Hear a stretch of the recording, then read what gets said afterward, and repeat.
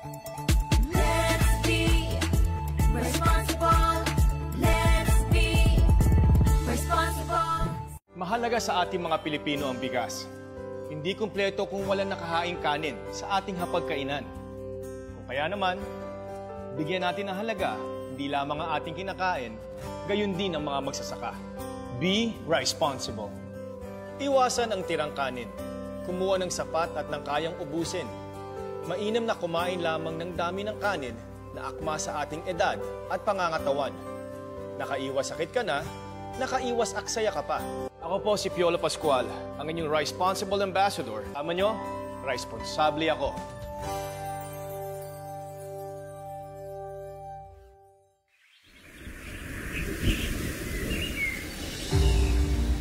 Sapat.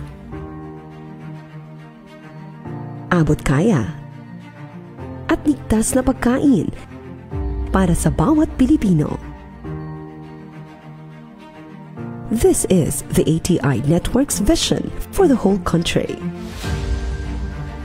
And we have been working to turn these into reality by continuously empowering and capacitating our agriculture and fishery stakeholders. We strengthen competency and competitiveness through capacity building.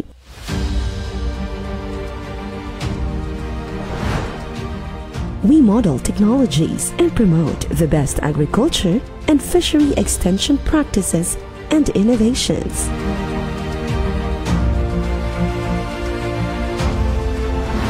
We empower farmers and fishers through advisory services.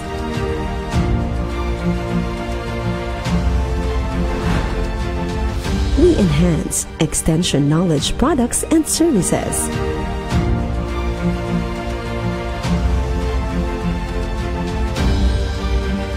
And we help improve enabling environment and governance for agriculture and fishery extension.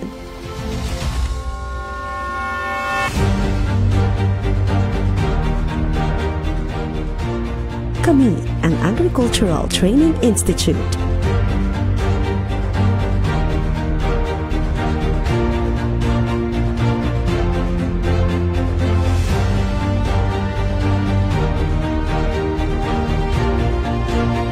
Kasama ang 16 na training centers at ang libo-libong learning sites at FATES centers sa buong bansa.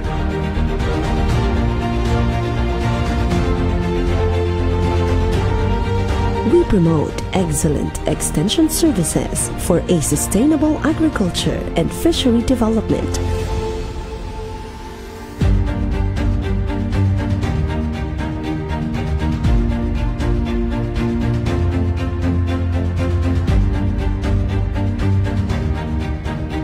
Ito ang aming vision for the whole nation.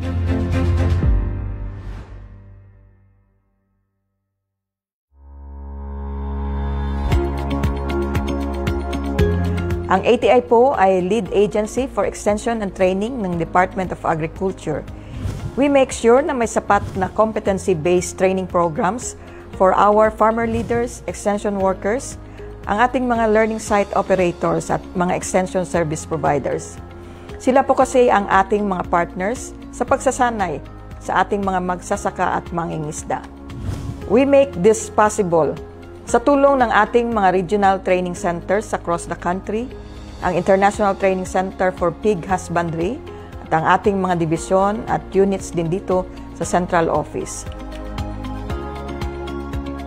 Kaagapay din natin sa pagsasanay ang mahigit 1,700 learning sites for agriculture and extension service provider. Kasama na ang regional field offices, mga local government units, farmers, cooperatives and associations, at iba pang private and public institutions. Ang ATI bilang catalyst ng agriculture and fishery extension ay sumusuporta rin sa digitalization ng bansa, particularly sa agriculture.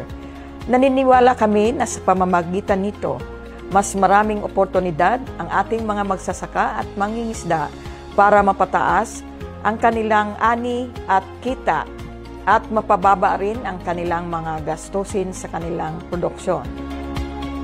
Naniniwala rin ang Agricultural Training Institute sa papel ng mga kabataan bilang mga makabagong magsasaka, mangingisda at agri-entrepreneurs. In partnership with the private and public organizations, may mga programa rin tayo para sa educational assistance at scholarships. May internship programs din sa loob at labas ng bansa. May mga offer din ang Agricultural Training Institute na grants para sa mga extension workers, and we are pushing for the accreditation in terms of granting continuing professional development ng ating mga agricultural extension workers or CPD points with the Professional Regulatory Commission. As ATI geared towards a competitive and prosperous agriculture and fishery sector, we continue our thrust on innovation and collaboration para maging mas maunlad ang ating mga magsasaka at mangingisda.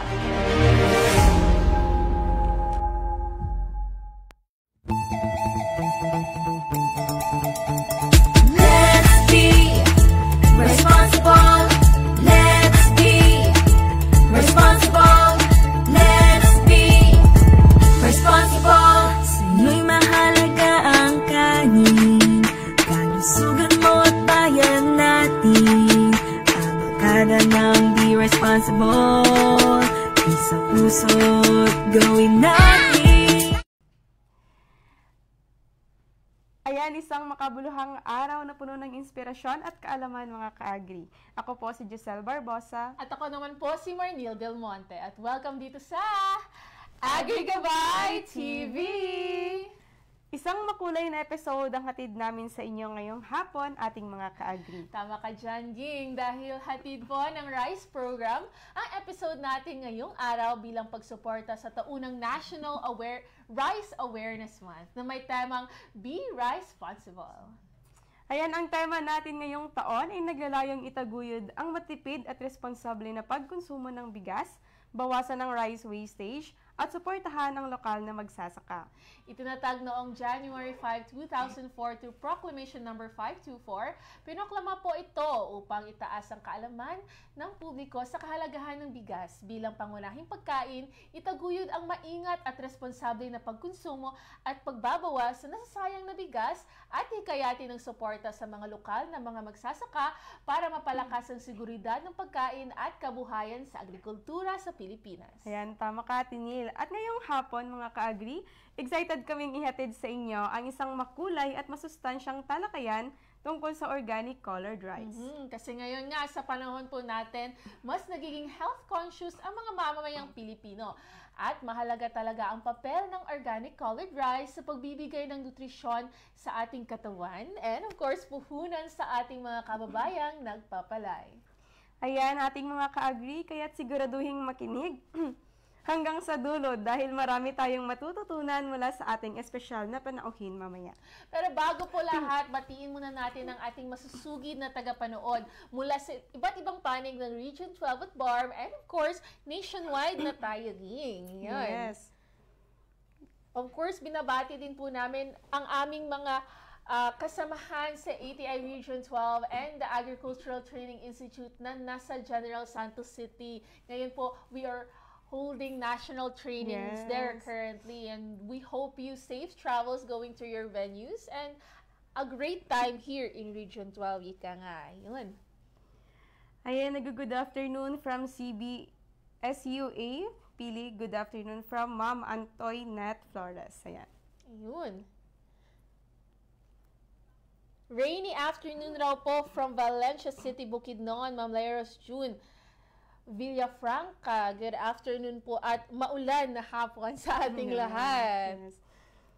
Nagpapa-shoutout din po from Nemsu San Miguel, si Ginoo Christine Joy. Ayun. Good afternoon din po. Good afternoon din po sa lahat ng taga Southlink. Ayun. Ayun, watching din po from Ampatuan MDS BARM, si Ma'am Sahara Maindan Zakaria. From Central Bicol State University of Agriculture, Pili-Pili, Camarines Sur. Nakakaabot na tayo doon, Ging. Sir Danilo S. Mundo Gavica. Good afternoon po. Yan, malayo na ang naabot ng ating live ngayong hapon. Ayan. Kaya po, i-comment niyo po kung saan po kayo nanonood at kung ilang cups ng kanin na po yung nakain nyo ngayong araw. Ging, ilang cups na bang nakain mo ngayong araw for the National Rice Awareness Month celebration natin? So, para Timal, isang cup pa lang talaga yung nakain ko na rice. Oh my God, nangunguna na ako sa'yo, 2 cups this morning and this noon. So, comment po tayo sa baba and let's interact po and celebrate National Rice Awareness Month po. Ayun. Ayan, tandaan, magsasara ang ating registration form kapag nagsimula na ang discussion ng ating resource speaker. Kaya bilisan niyo na po. At pagkatapos ng webinar, huwag kalimutang sagutan ng evaluation form para makatanggap ng e-certificate. Po. Kaya po tingnan po natin ang ating comment, nakapin po or register na po kayo if hindi pa po kayo nakaregister for our webinar for this morning. At para formal nating buksan ang ating programa, pakinggan natin ang pambungad na mensahe ng ating Admin Officer 4, Ms. Jayan N. Magana.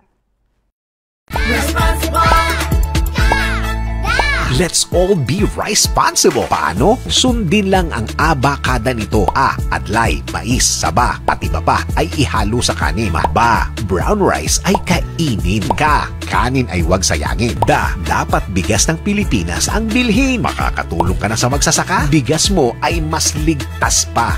Kaya naman, let's be responsible. Let's be responsible. Let's be responsible. Let's be responsible. Let's be responsible. Sa'yo'y mahalaga ang kanin, kalusugan mo at Malugod namin kayong tinatanggap sa ating AgriGabay TV webinar ngayong hapon tungkol sa organic colored rice in celebration of the National Rice Awareness Month.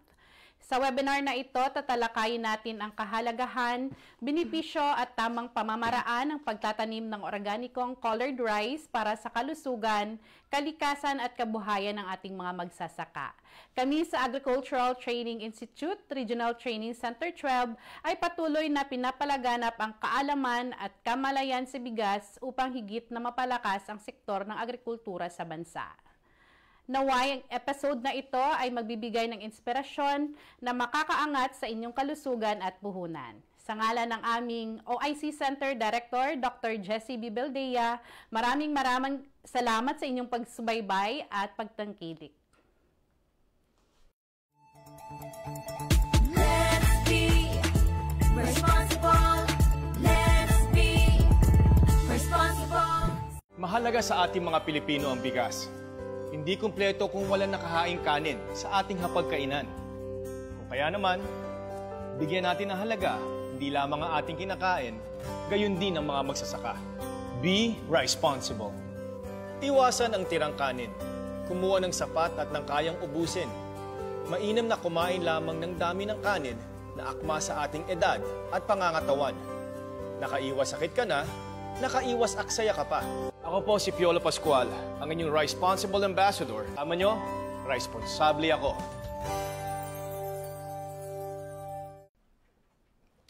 Ayan, maraming salamat po, Ma'am Jayan, sa iyong inspirational message. Tunay nga ang AgriGabay TV ay nagsisilbing tulay sa pagbabahagi ng kaalaman at pag-asa sa ating mga ka-agri. At ito na nga mga ka-agri, ang pinaka-inaabangang bahagi ng ating programa ngayong hapon. Makakasama natin ngayon ang isa sa mga haligi ng programang pampalayan dito sa Rehiyon 12 at sa ATI-RTC 12. Ang masigasig, makulay at dedikadong Agriculture, Stew and Rice focal person dito sa ATI-RTC 12, Sir June Ray Samiliano. Let's be responsible. Let's be responsible. Let's be responsible. sa'yo'y mahalaga ang kanin, kalusugan mo at bayan natin, abakada ng be responsible.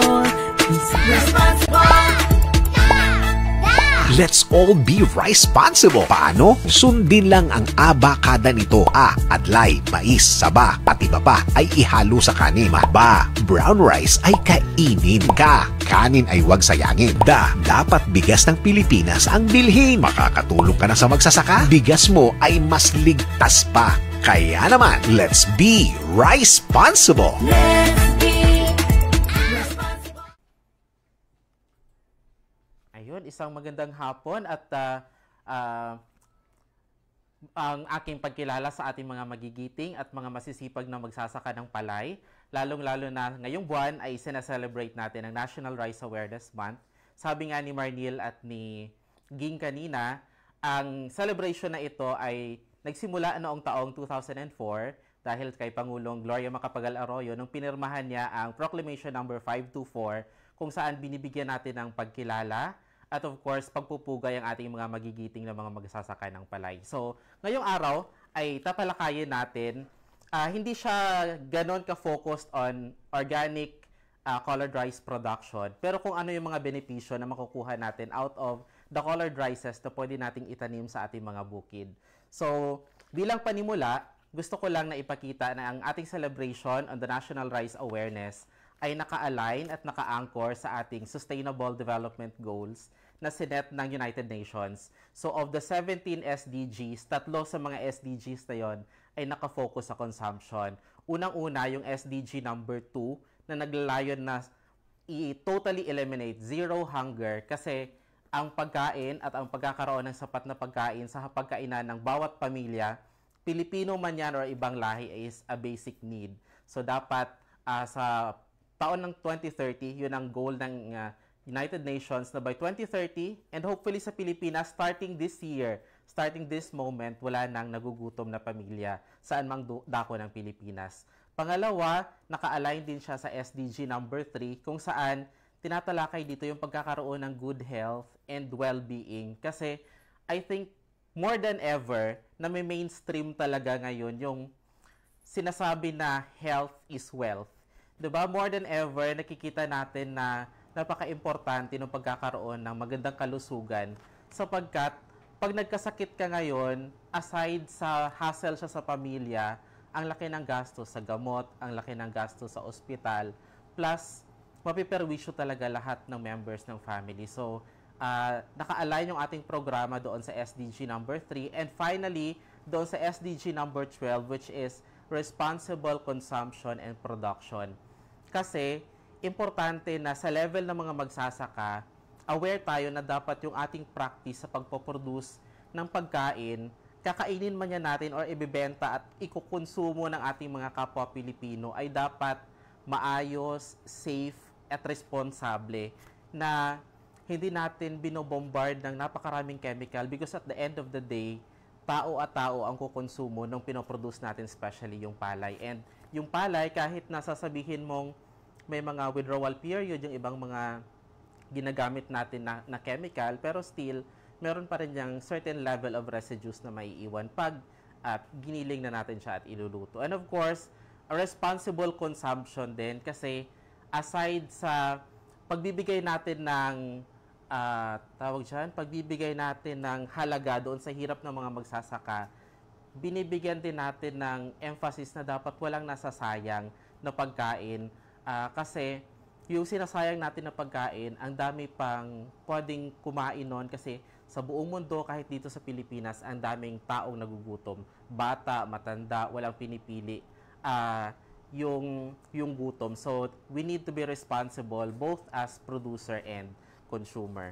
So, next, pinaka-challenge talaga ngayon is yung pagkakaroon ng unhealthy lifestyle. Diba? Yung unhealthy yung ating diet. Minsan hindi balanced, minsan sobrang dami ng ganito, konti lang yung protein, minsan puro rice na lang. So, etong unhealthy lifestyle natin, an unhealthy diet, nagko-contribute siya doon sa paglobo ng cases ng diabetes. Sa Pilipinas, nasa top 4 na siya na cause of death ng mga Pilipino. So, sa buong mundo naman, top 8 na siya. And of the top 10 na causes ng pagkakasakit at pagkakamatay ng tao sa buong Pilipinas, tawag dyan, ay sa top 10 na causes of death, siyam doon are lifestyle related. No, yung sa pagkain natin, the way we do our way of living. So imagine, 9 out of 10. And unhealthy lifestyle would contribute talaga doon sa pagtaas ng ranking ng diabetes because ito yung pinaka-common natin na problem health-wise. Kasi pag nagkaroon ka na ng diabetes, yung complications niya tuloy-tuloy na. And of course, unhealthy diet also contributes doon sa paglobo ng other non-communicable diseases that often lead to premature deaths. So imagine, imbis na kung healthy lifestyle ka, the life expectancy mo siguro would last 70, 80 years old. But because of unhealthy lifestyle, yung iba as early as 20 years old, nasustroke na, iba as early as, even teenagers pa lang, di ba, nag-i-insulin na because of diabetes. So, because of unhealthy diet, lumulobo yung mga non-communicable diseases natin. In terms of unhealthy diet, eto syempre because sa Pilipinas, rice is life nga, diba? And yung per capita consumption natin is increasing. Based on the data, noong 2000, an average Filipino would consume 105 kilogram of rice per annum. Pero noong 2021, umaabot na siya ng 133 kilogram. And this is uncooked, uncooked na rice. So imagine, ganun kadami yung requirement natin para punuan at mapakain yung Pilipinas because of our increasing per capita. So imagine, hindi ko alam kung ngayon, 116 million Filipinos times 133 kilogram, ganun karami yung requirement natin na kailangan punan din ng ating mga magsasaka. That is why we are also promoting itong healthy lifestyle by eating yung ating brown rice na tinatawag. Ayan. So, ano nga ba yung brown rice? Ito lang ba yung rice na color brown or any color of rice na hindi tinanggalan, ay natinanggalan lang ng kanyang hull at hindi tinanggal yung kanyang bran layer. So, sabi dito, ang brown rice is a whole grain without the outer layer. So, mamaya sa description makikita ninyo, the bran gives it a brown color, nutty taste, and chewy texture. So, medyo chewy siya, mas kailangan mo mag-exert ng effort para kainin siya. And, ang importante dito, it has very high fiber, protein, and vitamins than yung well-milled natin na rice. So, alam naman natin na kapag ang isang pagkain ay high in fiber, nakakatulong siya doon sa paglinis ng gut natin, sa digestion, to aid in constipation. At the same time, nakakatulong siya para mag-grow na mas maayos yung mga bata at even tayo ng mga adults na. So, ito yung composition ng grain. When we talk about the anatomy of the grain, ito yung kanyang structure. Yung hull na tinatawag, yan yung protective layer niya para hindi ma-expose yung grain niya. So, it's usually hard, protective layer of the grain na nire-remove natin siya during the dehulling.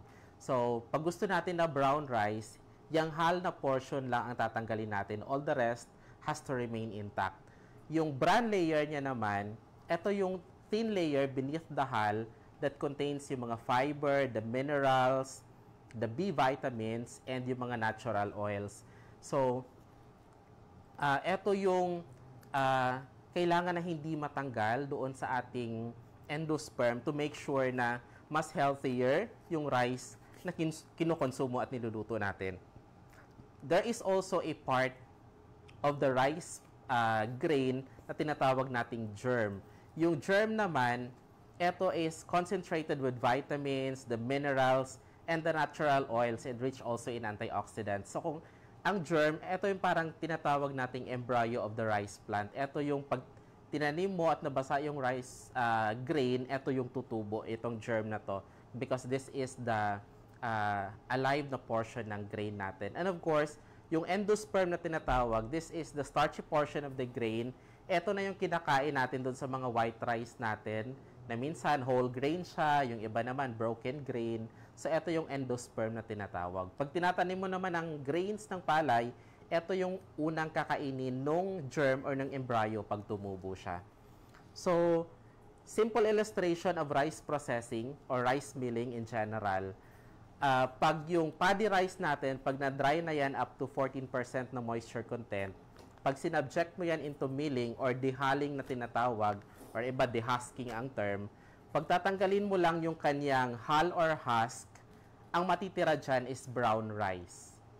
Now, regardless of if it's color brown, if it comes from black rice, if it comes from red rice, pag tinanggal mo yung hull per se, at intact yung kanyang bran layer, it's still called brown rice regardless of the color. And then, pag i-subject mo siya into further processing or yung whitening na tinatawag, doon na natin makikita yung milled rice. Yung well-milled rice na puting-puti na, at the same time, separated na yung kanyang bran. So, yung bran, usually, either yung iba pinaprocess, yung iba ina-extract yung oil out of the rice bran, yung iba naman pinapakain sa mga alagang hayop. So, ito yung sample ng mga brown rice na tinatawag natin. Yan. So, kung makikita ninyo, may mga brown rice siya pero color black. Brown rice na color red. Brown rice na literally brown. Because regardless of the color, so long as yung halang ang tinanggal mo at intact yung kanyang bran layer, brown rice pa rin ang tawag sa kanya. Other people prefer to call it unpolished rice para hindi lang magkaroon ng confusion doon sa term na brown rice, because usually pag sinabi mong brown, very very visual lang tao eh. Pag sinabi mong brown rice, gusto niya makikitang brown talaga ang kulay. So to avoid confusion, others call it unpolished rice. So eto yung mga nawawala sa palay natin, sa grains natin pag na-remove natin yung mga bran layer niya. So unang-una, you will remove 15% of protein. And alam naman natin na yung protein, usually that is used to build and to repair yung ating mga tissues and muscles. Diba? Kaya pag gusto mo magpa-bulky, magpalaki ng katawan, you have to add doon sa protein intake mo. Also, nire-remove natin yung 18% of the fat. And alam naman natin na yung fat, usually ang fat energy source siya. At the same time, ina-absorb niya yung mga essential vitamins na kailangan ng katawan para mag-grow. At the same time, yung fat kasi, 'di ba, it acts as parang it acts as insulator. Kaya nga 'di ba sa mga medyo malalaking tao gaya ko, kahit malamig yung panahon, hindi kami agad-agad nilalamig because of that certain layer of fat. And of course, pag pinolish mo yung rice grain, you will also remove 70% of the riboflavin, or ito yung vitamin B2 na tinatawag. Ito naman, ang riboflavin is usually nagko-contribute siya doon sa energy, doon sa pagkakaroon natin ng healthy skin, good vision, and yung sa mga nerve functions natin. Kaya nga 'di ba doon sa mga famous na mga B vitamins, usually meron yang riboflavin. Also, you are removing 68% of the niacin. Niacin naman is vitamin B1. And usually, ang niacin, this is good for people that has inflammatory na mga conditions, rheumatism, yung mga ganon. Also good for people that have acne breakouts. It also protects you from stress. So, pag kumain ka ng brown rice, usually mas less prone to stress ka. Niacin is also good for those who have Alzheimer's diseases. It also lowers yung bad cholesterol because in our body, we have good cholesterol and bad cholesterol. So usually, yung bad cholesterol na yon, yung tinatawag nating LDL, yung low density,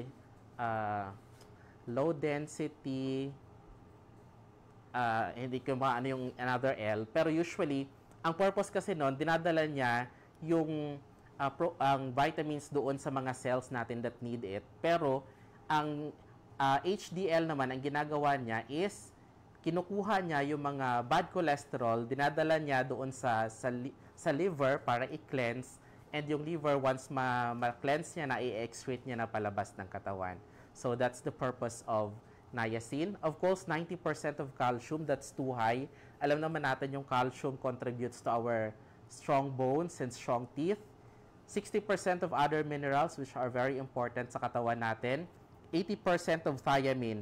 Thiamine is vitamin B1. Vitamin B3 pala ang niacin. Vitamin B1 ang thiamine, which is good for yung mga nerve function natin and yung heart health natin. And of course, 75% of phosphorus. And yung phosphorus, it's good for repair and growth ng cells natin, and of course, para ma-maintain yung body pH natin sa katawan. Yan. So imagine, ganyan kadami yung tatanggalin mo pag i-polish mo yung ating brown rice. And for elderly women, adult men and women, ito yung mga benefits na makukuha natin if we consume yung brown rice. 200% of niacin, 190% of thiamine, 154% of phosphorus, 91% of protein, and 60% of zinc. So, huwag kayong matakot at mabahala na bakit 200% of niacin. Baka sobra-sobra siya kasi 'di ba, of course, we adhere doon sa sinasabi na everything that's too much is not good. Pero usually, since soluble itong mga B vitamins na ito, madali lang siya yung pag di-double mo yung intake mo out of eating brown rice, madali lang siyang i-excrete palabas ng katawan natin because it's highly soluble. So, when it comes to the goal of the National Rice Awareness Month, unang-una, syempre in general, we wanted to achieve yung rice self-sufficiency natin because for the longest time, we always fall short doon sa rice sufficiency natin sa bansa. We always rely on imported rice. We always rely on the production of other countries to fill in the gap doon sa demand and need natin sa bansa. So, that's one of the greatest goal that we wanted to achieve, yung rice self-sufficiency. Pangalawa, to improve yung income of farmers because we wanted farmers to be entrepreneurs. And gusto natin na sana right after they harvest, itatago nila, ida-dry nila yung crops nila, imimil nila into brown rice, and they would market the product themselves to gain additional income, knowing the fact na ngayon medyo mababa yung buying price ng palay. Always natin naririnig sa mga magsasaka natin, and totally understandable because sa sobrang baba, halos hindi na nila mabawi yung expenses nila for the particular cropping season. And of course, one final goal is we wanted to promote better health among our rice consumers because we wanted to provide an option doon sa ating mga consumers, especially fellow Filipinos, to have a better option na kumain ng healthier and nutritious na rice that would satisfy their requirement and of course the nutritional needs of their family. Kaya naman, meron tayong tinatawag na NRAM campaign, naka-acronym siya sa ABACADA. So, yung adlay, mais, saba, at iba pa ay ihalo. So, that's what we call rice mixes. Ba, brown rice ay kainin. So, brown rice in Tagalog, we call it pinawa. Pero sa atin, usually sa Mindanao, sa Visayas, we just call it brown rice. Mas comfortable tayo dun sa English version. Ka naman, kanin ay huwag sayangin. So, responsible handling and consumption of rice.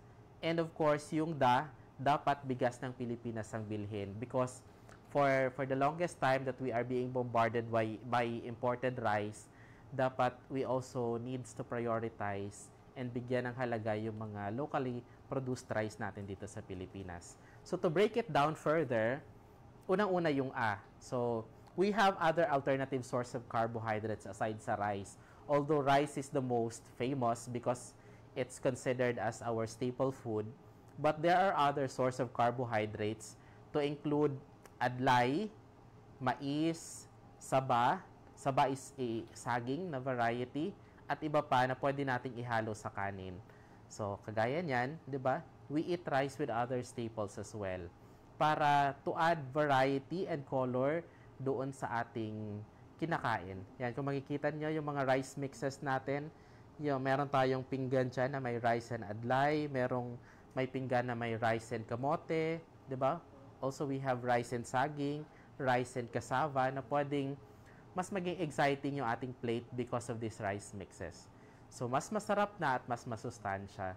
So, sabi nga dito, para daw mag-iba yung lasa at kulay ng kanin, haluan natin sa tuwina ng ibang carbohydrate source tulad ng adlay, mais o saba na may linamnam, may sustansya at panghalo doon sa ating puting kanin. So, kung polished rice ka, you can mix it with cassava, kamote, saging to add a little bit of color doon sa ating hapagkainan.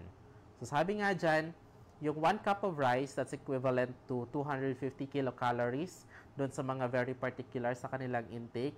So usually, it's equivalent to 5/6 cup of banana, 1 1/2 cups of potato or patatas, 2/3 cups of cassava, 5/6 cup of sweet potato or yung kamote natin, 1/3 cup of corn, and of course, 1 1/8 cup ng gabi.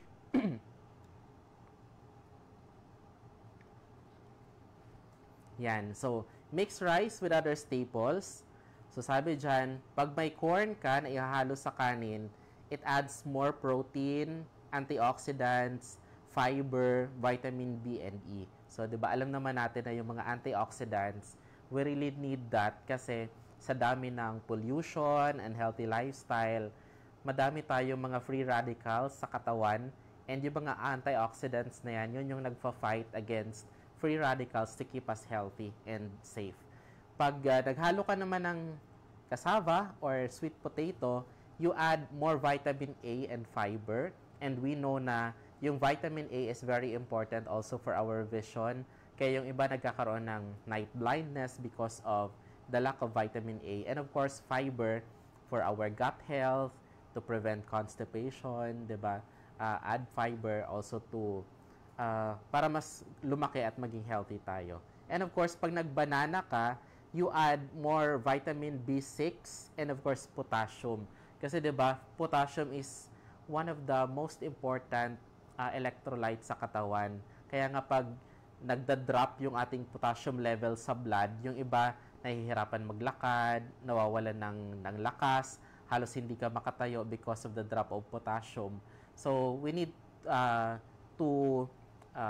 pwede tayong mag-mix ng banana doon sa ating rice to ensure na nadadagdagan yung potassium level natin sa dugo. Ayan, for another campaign yung brown rice ay kainin. So, marami siyang benefits sa katawan. Benefits of brown rice, unang-una, good for the body because nutritionally superior siya in terms of protein, dietary fiber, mga B vitamins natin, B1, B2, and B9, vitamins E for the skin, minerals, and antioxidants.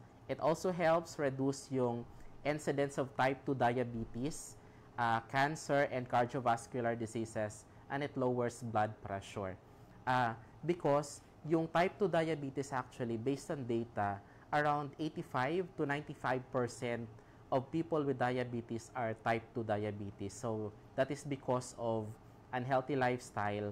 So, it's really triggered by our unhealthy diet. And of course, it reduces the chance of overeating pag nag-brown rice ka. It's because yung brown rice kasi, meron siyang parang weight na mabilis kang mabusog. Parang konti pa lang yung kinain mo, it makes you feel full. So you don't tend to overeat at kumain ng madami because meron siyang ganong effect pag kinain mo. Of course, it's also good for our farmers because for farmers, it would mean higher income because of direct marketing.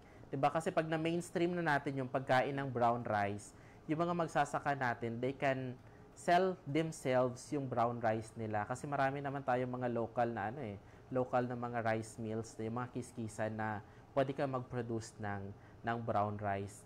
And mas mataas kasi ang milling recovery pag nag-brown rice ka. So mas maraming bigas, mas marami kang mabibenta na pwedeng pagkakitaan yung mga magsasaka natin. In terms of impact to the environment, it's also good for the environment yung brown rice because it lowers yung carbon footprint.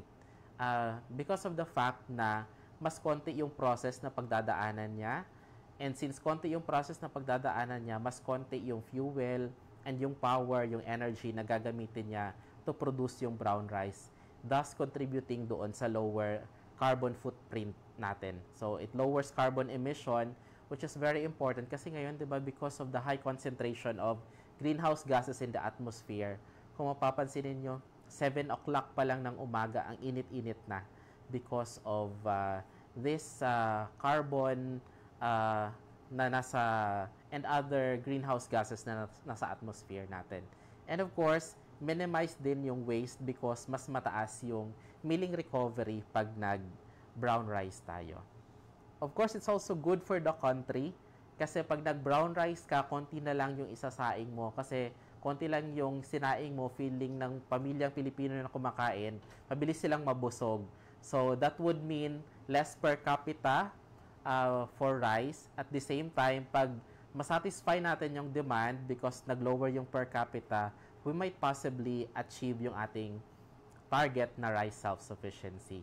Plus, of course, 10% higher yung kanyang milling recovery because the fact na yung bran layer hindi na natin tinanggal during the milling process. So, in a nutshell, uulitin lang natin, ang brown rice, unang-una, mabuti sa katawan kasi it's a healthier option. Pangalawa, mabuti para sa ating magsasaka kasi pwede silang kumita once na magbenta sila directly ng brown rice. Mabuti para sa bayan kasi pag na-lower natin yung per capita, possible ma-achieve natin yung rice self-sufficiency. And mabuti para sa kalikasan because it lowers carbon footprint na makakatulong para mas maging healthy din yung ating environment in general. So, saka naman, kanin ay huwag sayangin. Kung ano yung kaya mong kainin, yun lang ang kukunin. Diba, minsan kasi takaw tingin tayo parang konti lang yung 1 cup, konti lang yung 2 cups, magdadagdag pa ako. But at the end of the day, hindi naman natin nauubos and napupunta siya sa waste. So, sayang. So, dapat hindi natin yung ginagawa because food security is consistently the top priority in the Philippines. And prevention and reduction of food loss and waste are crucial because sometimes yun yung nagiging cause bakit hindi natin na-achieve yung food security because napakataas ng level of wastage natin from production pa lang, harvesting, to handling, to milling, up to consumption. So, ganun kataas minsan yung ating wastage. Sabi nga ng ating Department of Agriculture Secretary, ang tinatapon na rice is about 300,000 tons a year. Ganun karami. So, we have to eat rice wisely. Yung one program that he thinks is wise is the propagation of half-cup rice. Diba? Of course, hindi naman natin maikakaila na may mga establishments that offers only rice, especially dun sa mga masasarap ang ulam na talagang mapaparami ka ng kain ng kanin. But it's a good move na meron na tayong policy ngayon on half rice kasi kahit saan ka kumain, restaurants, karinderya, mga kainan sa gilid-gilid, pwede ka nang umorder ng half cup rice lang. Dati kasi, 1 cup talaga. Minsan, busog ka na, naka 1 cup ka na, magdadagdag ka na lang ng half cup to satisfy your cravings.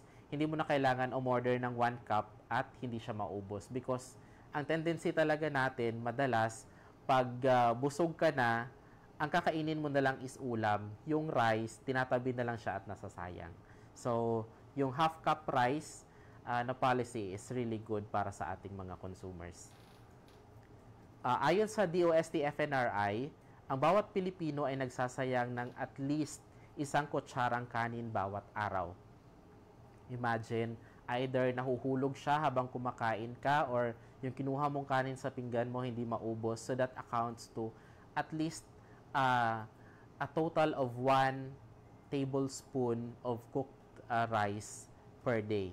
And yung wastage na yan, pag inipon-ipon mo, 1 kutsara times 116 million Filipinos, that would account to 5% of the household consumption. Ganun na siya kalaki pag pinagsama-sama. 340,000 metric tons of milled rice. Imagine ilang tao na ang pwedeng pakainin nun. Yung wastage natin could feed 4.3 million people for the whole year. So, kung mami-minimize talaga natin to a certain extent acceptable yung ating wastage, talagang malaking tulong siya para sa consumption and sa food security natin sa bansa. And yung last, yung sabi nga dyan, dapat bigas na ang Pilipinas ang bilhin. We have to give priority doon sa production ng ating kapwa Pilipino, yung mga Filipino farmers natin, because alam naman natin na minsan very tempting na bumili ng imported rice since ang puti-puti, it's sometimes relatively cheaper pa siya than local rice. But I think we have to have that mindset na talagang unahin muna natin yung kapwa natin Pilipino. Tulungan natin yung kapwa natin Pilipino na magsasaka na umangat yung buhay by prioritizing their produce doon sa kanila mga bukid. Because some of the benefits of buying from local farmers natin at yung mga magsasaka natin sa mga katabi natin ng mga farmers in our communities, unang-una, there are already farms that are PhilGAP certified or organic certified. Ibig sabihin, certified sila ng either agency ng Department of Agriculture or third-party certification na yung kanilang production is up to the standards when it comes to pag PhilGAP, you are allowed to use a certain level of chemical that is acceptable. Pero pag organic certified ka, totally chemical free siya. So, healthier na option. Ang maganda pa doon, pag nag-organic ka, although there is a transition period kasi hindi naman pwedeng from conventional, diretso ka na into organic practice, it has to undergo certain conversion period. Pero ang maganda, pag nag-go ka into organic production, you lower your production cost. At the same time, you make your production more sustainable.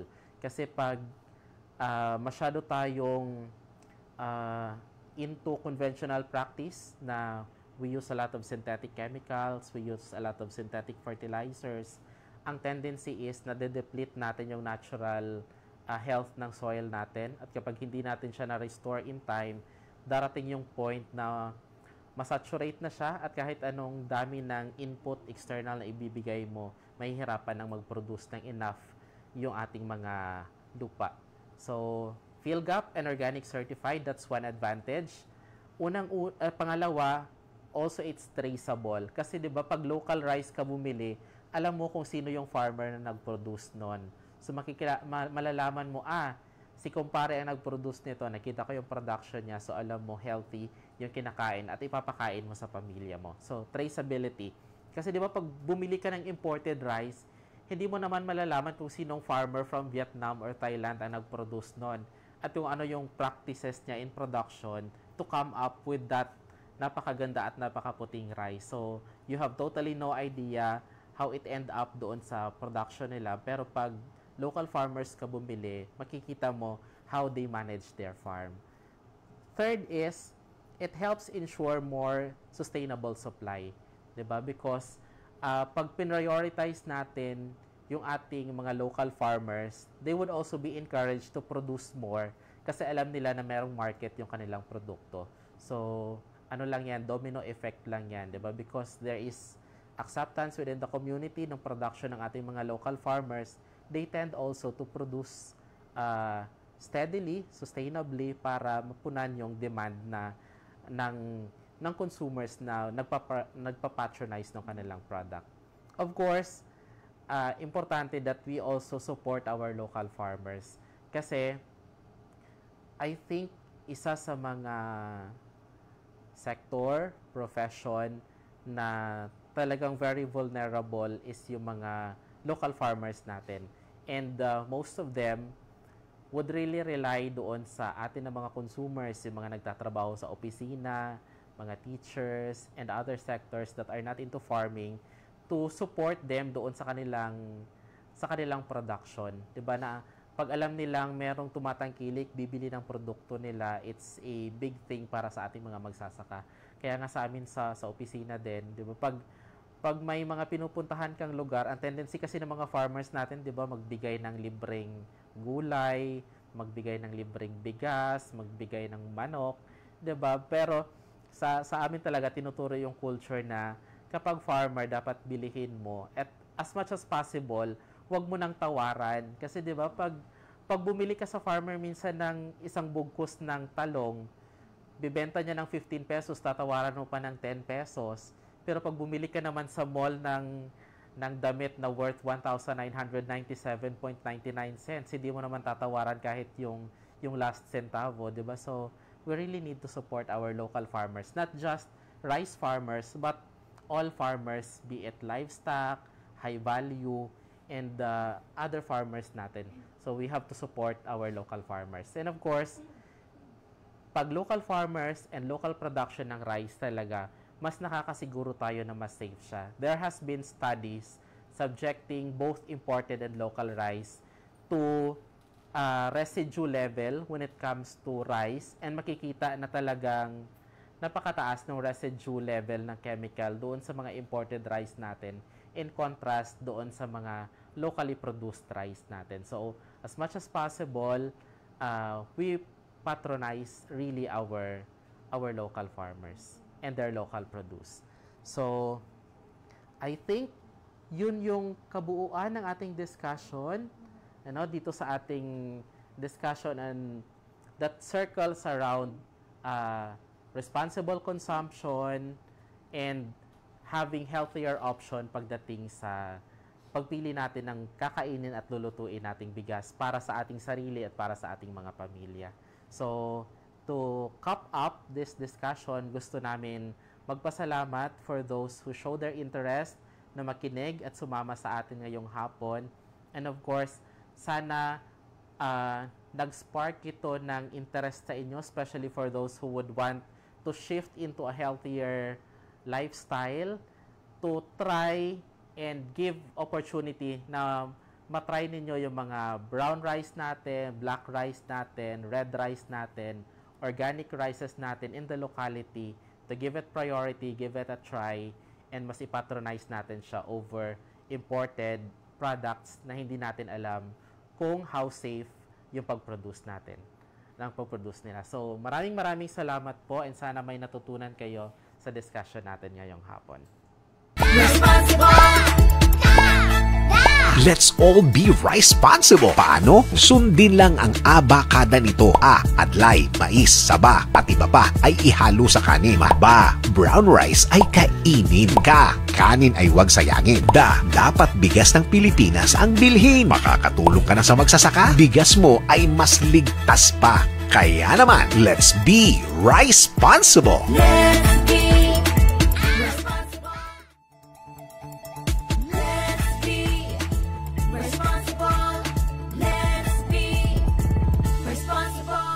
Mahalaga sa ating mga Pilipino ang bigas. Hindi kumpleto kung walang nakahaing kanin sa ating hapagkainan. O kaya naman, bigyan natin ng halaga, hindi lamang ang ating kinakain, gayon din ang mga magsasaka. Be responsible. Iwasan ang tirang kanin. Kumuha ng sapat at ng kayang ubusin. Mainam na kumain lamang ng dami ng kanin na akma sa ating edad at pangangatawan. Nakaiwas sakit ka na, nakaiwas aksaya ka pa. Ako po si Piolo Pascual, ang inyong Responsible Ambassador. Tama nyo, responsable ako.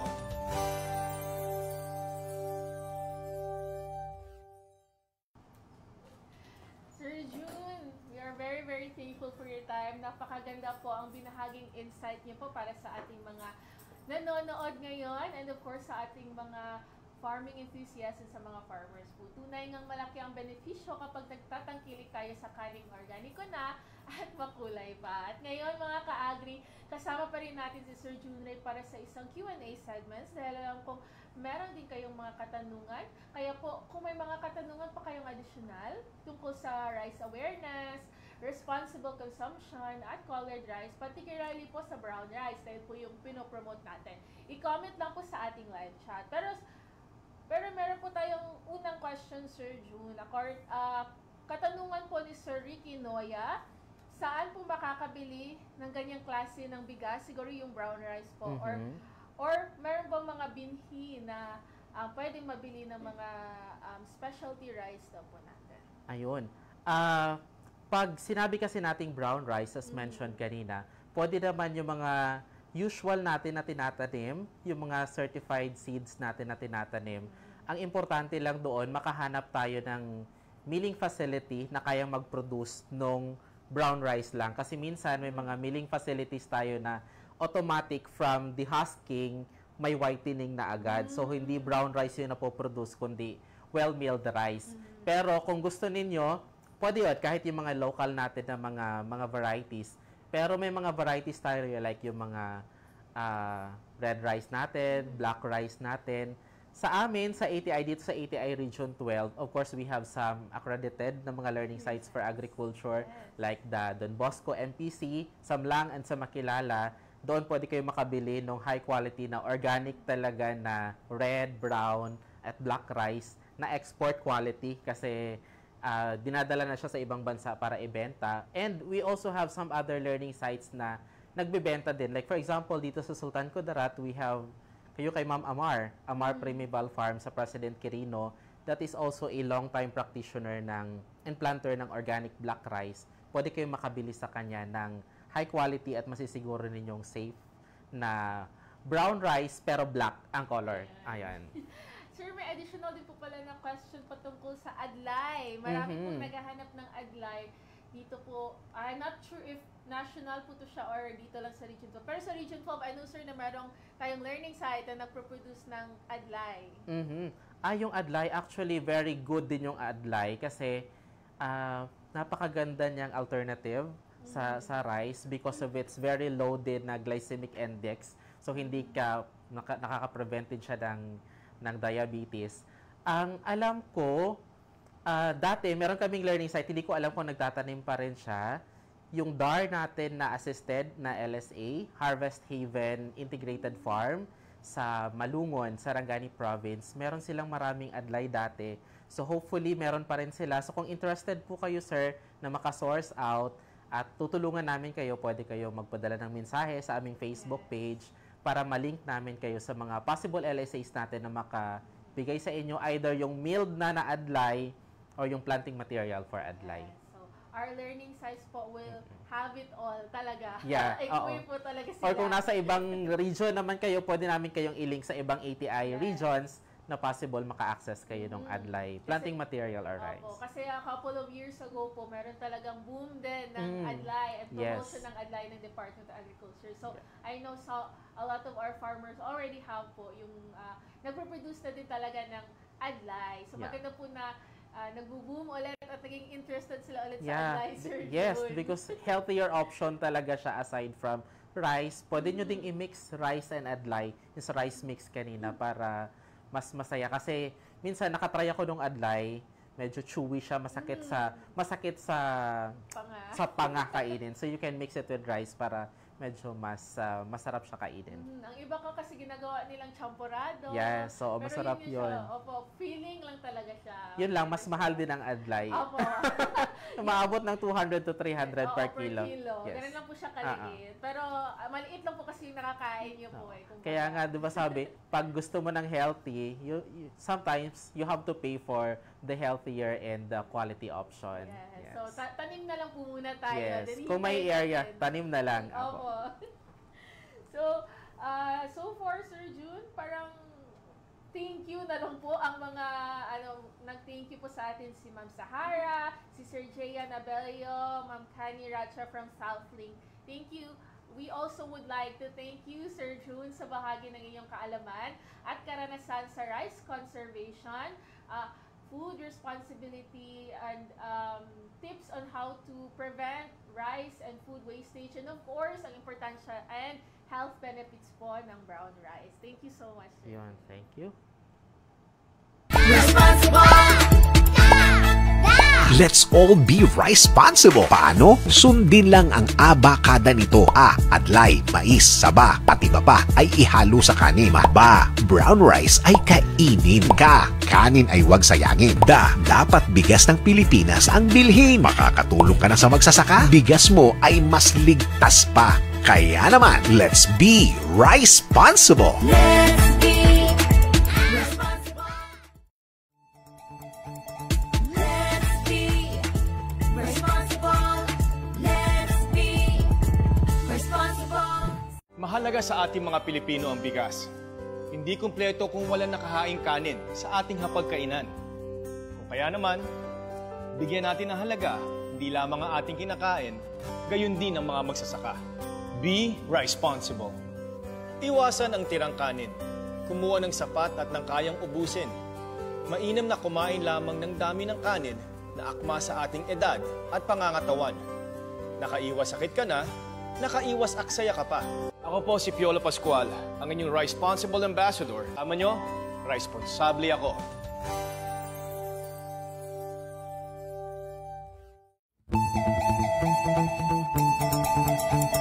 Let's be responsible. Let's be responsible. Let's be responsible. Sa'yo'y mahalaga ang kanin, kalusugan mo at bayan natin.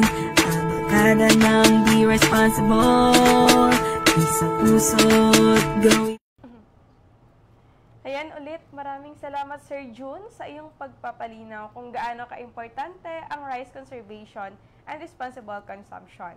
At syempre maraming salamat din sa lahat ng ating live viewers at registrants na walang sawang sumusuporta sa ating AgriGabay TV. Yes, paalala po sa ating registered participants, kami po ay magpapadala ng evaluation form po sa inyong mga email address matapos ang ating webinar ngayong araw. Yeah. Pakisagutan lamang po ito upang kayo ay makatanggap ng e-certificate.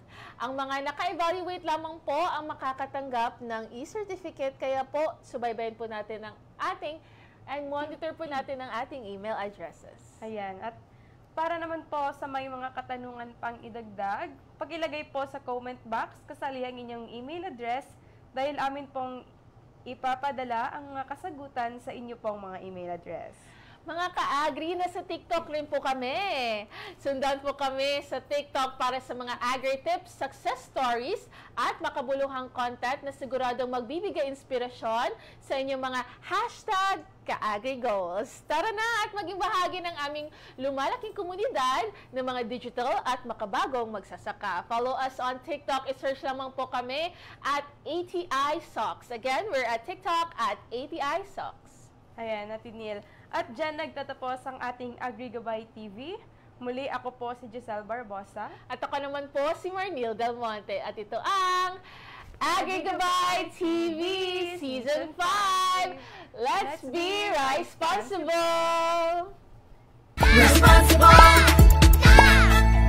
Let's all be responsible. Paano? Sundin lang ang aba kada nito. A, adlay, mais, saba, pati iba pa ay ihalo sa kanin. Ba, brown rice ay kainin ka. Kanin ay huwag sayangin. Da, dapat bigas ng Pilipinas ang bilhin. Makakatulong ka na sa magsasaka. Bigas mo ay mas ligtas pa. Kaya naman, let's be responsible. Let's